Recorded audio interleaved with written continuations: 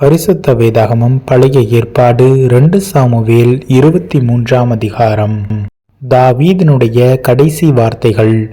மேன்மையாய் உயர்த்தப்பட்டு யாக்கோபுடைய தேவனால் அபிஷேகம் பெற்று இஸ்ரவேலின் சங்கீதங்களை இன்பமாய் பாடின ஈசாயின் குமாரனாகிய தாவீது என்னும் புருஷன் சொல்லுகிறது என்னவென்றால், கர்த்தருடைய ஆவியானவர் என்னை கொண்டு பேசினார், அவருடைய வசனம் என்னுடைய நாவில் இருந்தது.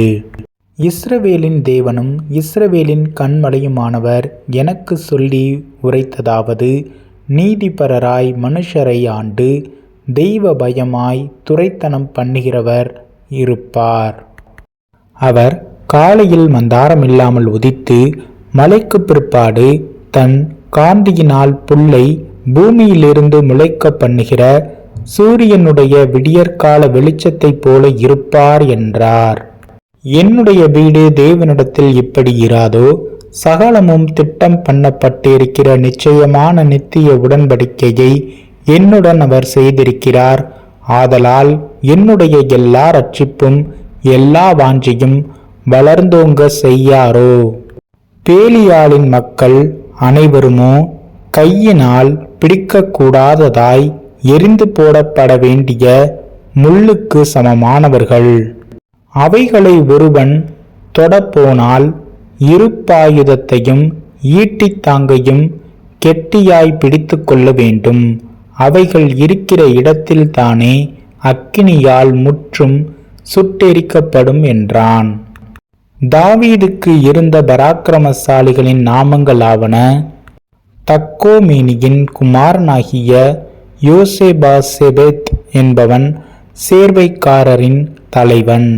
இவன் 800 பேர்களின் மேல் விழுந்து அவர்களை ஒருமிக்க வெட்டி போட்ட ஆதினோ எஸ்னி ஊரானானவன்.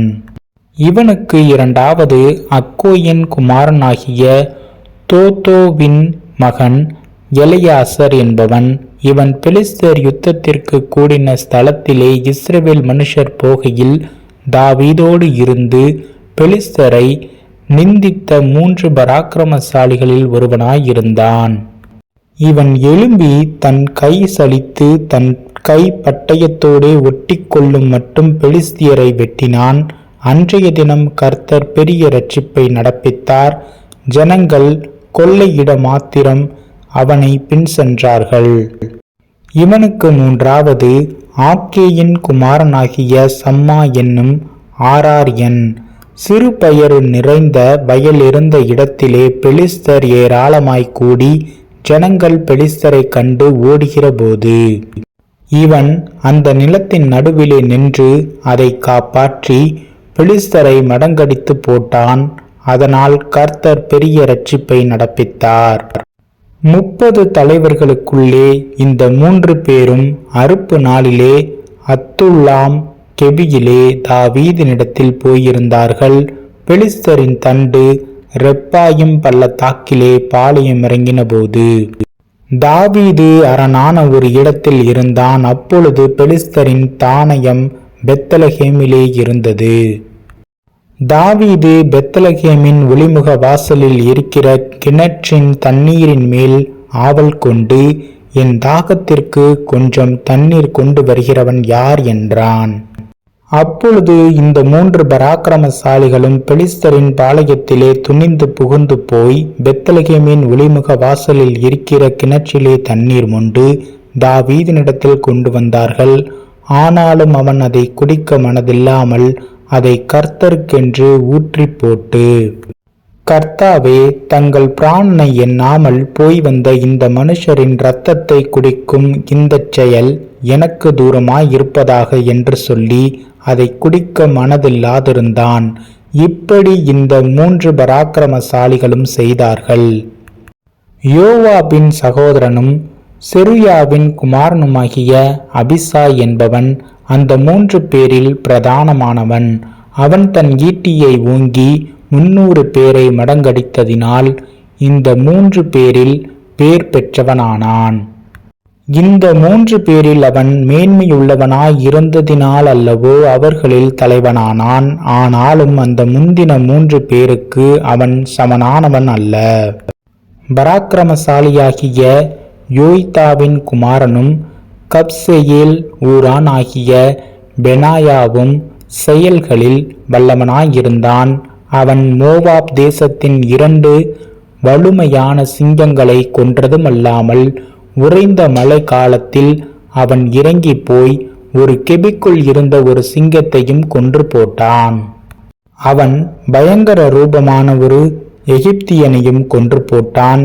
அந்த எகிப்தியன் கையில் ஒரு ஈட்டி இருக்கையில் இவன் ஒரு தடியை பிடித்து அவனிடத்தில் போய் அந்த எகிப்தியன் கையில் இருந்த ஈட்டியை பறித்து அவன் ஈட்டியினாலே அவனை கொன்று போட்டான்.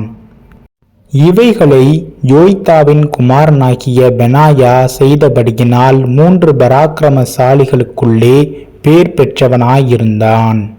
30 பேரிலும் இவன் மேன்மையுள்ளவன். ஆனாலும் அந்த முந்தின 3 பேருக்கும் இவன் சமனானவன் அல்ல. இவனை தாவீது தன் மெய்க்காவலருக்கு தலைவனாக வைத்தான். யோவாபின் தம்பி ஆசகேல் மற்ற 30 பேரில் ஒருவன்.